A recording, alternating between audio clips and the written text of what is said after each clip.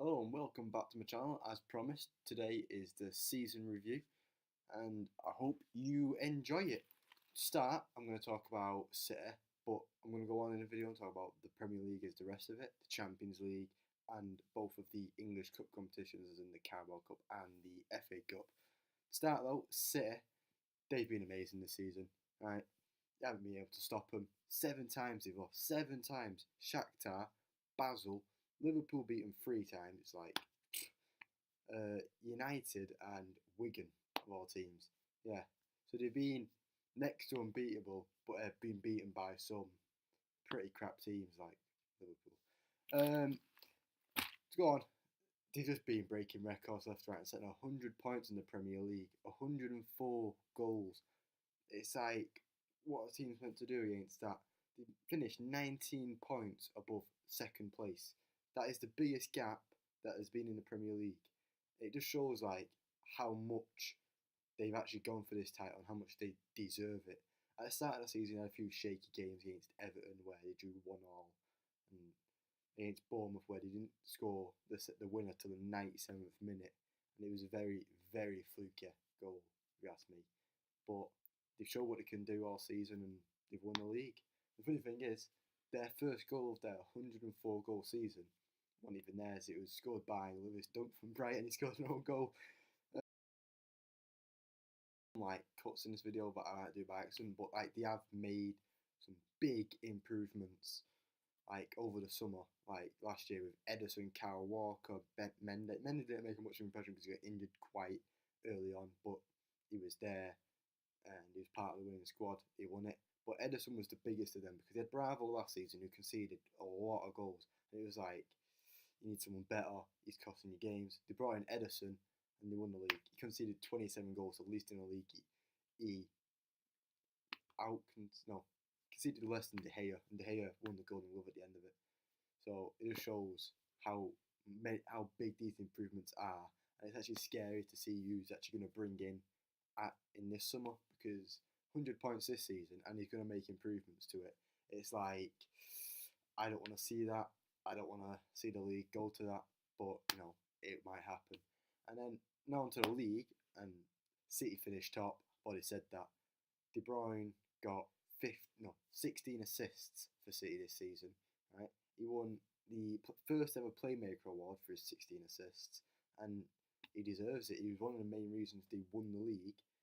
And then Sane, another one of their players, Young Player of the Year, 15 assists, one less than De Bruyne, and he's still young. It's like, I don't want to see that happen, please. But don't let that happen.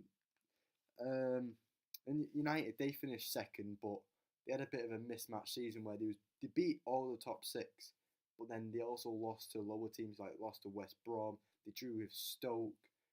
They lost to Brighton, Huddersfield, and Newcastle. It's like if you're going for a league title, which I mean, 19 points, they get not really going for it, but 81-point season, that's won titles in the past. So they've not had a bad season, but improvements in games like the ones that I mentioned, Newcastle, Huddersfield, and Brighton, where they really need to step up and take these wins. Third place, Tottenham. They had a sort of similar season to United where they were there, but like there were some years where they could have played better but didn't. But Kane got 30 goals, always improving, hoping to see that improvement in the World Cup and help us win it. And then on to Liverpool, who finished fourth in the league, and they get Champions League spots. Salah brought in 32 goals, broke records everywhere. Right, won an award every week, right, for what he's done for that club. He's been one of the best players in the league, and he deserves to win Player of the Year for what he has done for the club. But with him, they finished 1 point less than they did last season, which is like, did they really need him? I mean, obviously they didn't need him. He's done amazing, but 1 point less, it's like you need to make some big improvements. And you see, whereas Arsenal and Chelsea both disappointing seasons for a top six club. Both finished fifth and sixth, still top six, yes, but they could have had much better seasons, but they didn't. And then obviously they're going to have change of managerial options with Wenger already going out and Unai Emery coming in, and then Conte looks as if he's going to go as well, despite winning the FA Cup. Then seventh, Burnley. Burnley were amazing this season. They were like the best team in the league for like the level that they were at. Right? You wouldn't have put them to finish European spots, but they got European spots. And Sean Dyche needs like a massive well done from that club for what he has actually done for that team. Nick Pope also amazing in net. Right, going to the World Cup, nice to see him in net for a few games maybe. We'll find out. Then in 8th and 9th were Leicester and Everton, and you expect them to be there. They're a top 10 club. They got top 10. They did the job. And then, but both looked to me like they have managerial troubles again. It's like you got what you were expected. Do you really change your managerial options? I mean, I know there's a lot of stuff with the fans with Sam Allardyce, but they've already got rid of him. It's like I don't know. Maybe should have kept him. Let the players get used to him. He might have got better next season. Who knows? 10th though, Rafa Benitez's Newcastle, and they were amazing this season. First season back in the Prem, and they got 10th. At top 10, they'll be going for Europe next season either. Rafa Benitez wants to win, and he's going to do that at Newcastle. And Newcastle are going to be like one of the big clubs in the Prem again. Top in 11th in the league, Crystal Palace. They didn't score quite a few games at the start of the season. I think it was 6 games at the start of the season. They didn't win either of these games as well because you didn't score. You're not going to win. But Frank de Boer fired after 4 games. Rodgers came in and he regenerated that club. He got them to 11th in the league. He deserves another well done, just like Sean Dyche does. He's done amazing for that club. But once again, Palace, they need Zaha. And if they get rid of Zaha, they're not much. They didn't get a single win without Zaha this season. That's something they need to improve for next season. Because if he gets injured again like they did this season, they're going to go through a rough spell. And they just need to improve on that. In 12th and 13th was Bournemouth and West Brom. They both had pretty poor seasons. Like they have finished quite high in the table in the past seasons. They've always wanted to improve, but just didn't manage it this season. It was just to change the league really. Like the league's been immense this season. It's been amazing. But Simon Bilic lost his job at West Ham, and David Moyes came in and he's already gone as well. So it's like they need to pin down a manager to keep at the club and then see where it takes them, because that's what they really need. They then had a poor sort of season as well, as they finished 14th or 15th, yeah, no 14th, and then they had a really good start of the season with Charlton and Decore both playing really well in the team, and then they just kind of dropped off as the season went on. Because they got rid of Michael Silva because of interest from Everton. They should have gone. He's a good manager. He's doing well at this club. Let's just keep him. But no, they got rid of him and they bought in Javi Garcia, but he didn't really do as well as hoped and finished 14th in the league. Then 15th and 16th, Huddersfield and Brighton, newly promoted teams, both celebrating big wins. As they both beat top 6 teams this season. As I said, they both beat United. It's like they've done really well for themselves. They've stayed in the Prem and they've done exactly what they wanted to, and the fans, they're probably loving it. Well, obviously they're loving it. They're staying in the Prem. It's the best league in the world. 17th, Southampton really dropped this season. Pellegrino came in and he was an awful manager. He was awful. Mark Hughes saved them though, and they're in the Prem for another year. But big improvements are going to be needed at that club over the summer. Stoke and Swansea both got relegated. Poor seasons, very poor seasons, and it's just they need to make improvements because they've got big players that'll be wanted to leave. But it's like, where was you in the Prem? You're not going to show up in the Prem. Like, what's the point of you asking to leave? Right? Jack Bolton's getting taken to the World Cup and he's now a Championship player. It's like, can he do it? He conceded one of the most goals in the league this season. I know it might not be all his fault. He's a good keeper. But something needs to be looked at, and it's like decisions need to be made. West Brom were sabotaged by Alan Pardew. Alan Pardew destroyed them. He came in, got 1 win. It is disgraceful as a manager, and he should never get a job in managerial again. Darren Moore came in right at the end, tried the Great Escape, but it was too late, and he failed to do it. But he's staying for another season, and he should be able to do much better and bring them back in the Prem next season. So we'll see who comes up. Then coming up from the Championship next season were Wolves, Cardiff and Fulham, who got promoted yesterday, which is good news for them.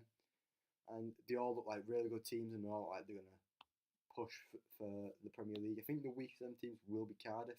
Fulham have got a really strong squad on their hands, and they've got quite a rich owner to back them. Same with Wolves, and Wolves got a lot of links in there. But I think they'll finish top 10 easy next season if they keep the players and bring in the players that they're being linked with. They're going to do amazing next season.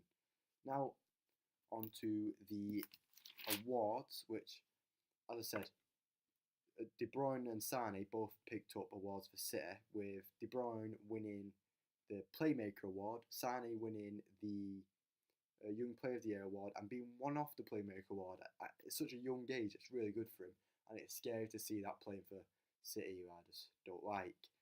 And then the Golden Glove was De Gea, 18 clean sheets. United kept 19 clean sheets this season. Half the games they didn't concede, but obviously not enough. Need to be more scoring, I guess. Like, we just need to play better if you want to challenge City next season. 19 points ahead of us. That's big improvements need to be made.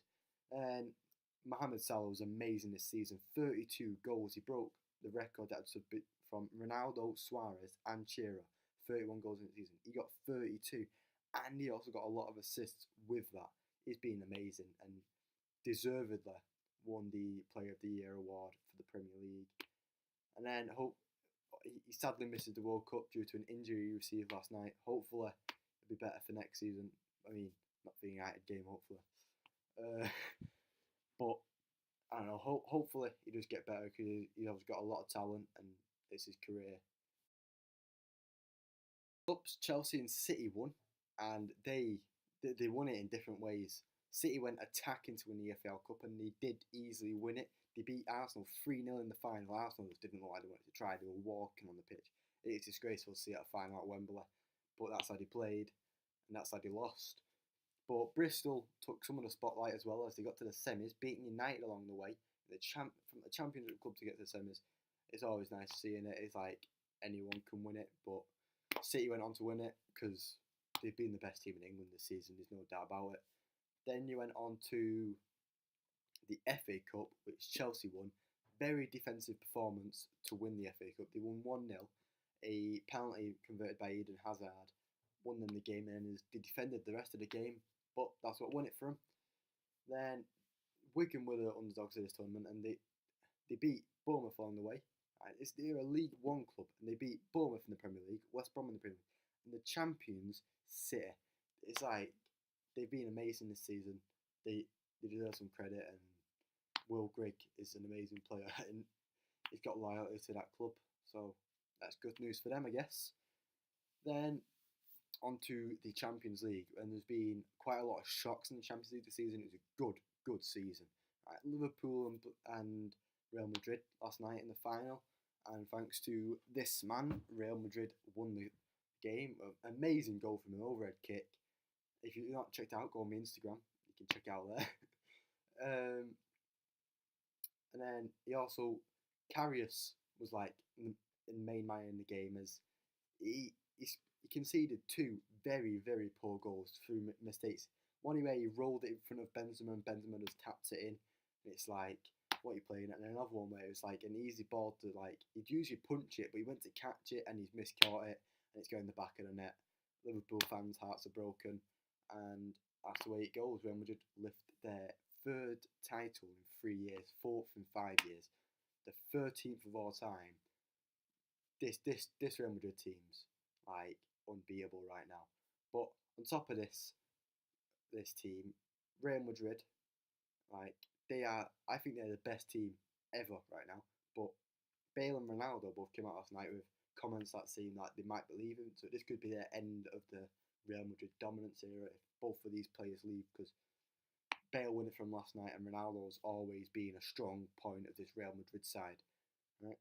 Along the tournament, there was quite a few shocks and disappointed faces. United were disappointingly beaten by Sevilla, but Sevilla went on into the quarters and were very unlucky not to beat Bayern Munich, and very unlucky not to get a place in the semi-final. Another team unlucky, Spurs. They were unlucky against Juventus, but after they even beat Real Madrid in the first round, it was like, oh, Spurs might do something in here, but got beat by Juventus in the knockouts. Juventus went on, and once again, Juventus were unlucky as Real Madrid beat him in 97th minute penalty from Ronaldo. Buffon got sent off in his last Champions League game for Juventus. It's like, couldn't make it up. Bayern Munich, another team unlucky in the tournament, as they went on to be the better team against Madrid, but just couldn't get the winner, and it knocked them out. Real Madrid went through. Real Madrid went to the final. Real Madrid won it. Sevilla unlucky against Bayern, as I think I've said. But there's quite a few unlucky teams. But the biggest shock of this tournament was Roma coming from 4-1 down to beat Barcelona, right, and knock them out and go to the semis. They were unlucky not to beat Liverpool, actually.